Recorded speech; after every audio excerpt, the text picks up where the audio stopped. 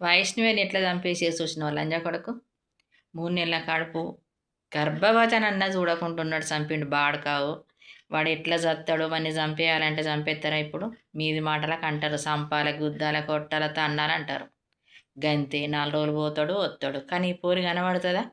తల్లిదండ్రి గోస చూడు, వాళ్ళ అన్నదమ్ముల బాధ చూడు, పాపం ఎట్లా ఏడుస్తుండ్రు వాళ్ళు, ఎంత బాధపడుతుండ్రు వాళ్ళు. అట్లా అప్పుడు ఒక సూతిని చంపేసిర్రు అట్లనే. ఇంకా మధ్యలో ఇంకో అమ్మాయిని చంపేసిర్రు. ఎవడు ఆదుకుంటాడు? ఏ గవర్నమెంట్ ఆదుకుంటుంది? ఆడపిల్లలు చాలా జాగ్రత్తగా ఉండురు తల్లి. ప్రేమ దోమ అనకుర్రమ్మ, మీకు పుణ్యం ఉంటుంది, మీకు దండం ఉంటుంది. వద్దు తల్లి, తల్లిదండ్రులు చెప్పిన మాట ఏ పేదోనికైనా చేసుకుంటారమ్మా. బాధపడొద్దు, ప్రేమ దోమాన్ని పానం మీద తెచ్చుకోవద్దు తల్లి. మీరు తల్లిదండ్రులు కూడా చాలా పిల్లలకు ఒక కన్నీసి ఉంచాలి. ఇట్లా ప్రాణాలు తీస్తుంటే అల్లాడిపోతున్నాం చూసేటోళ్ళమే.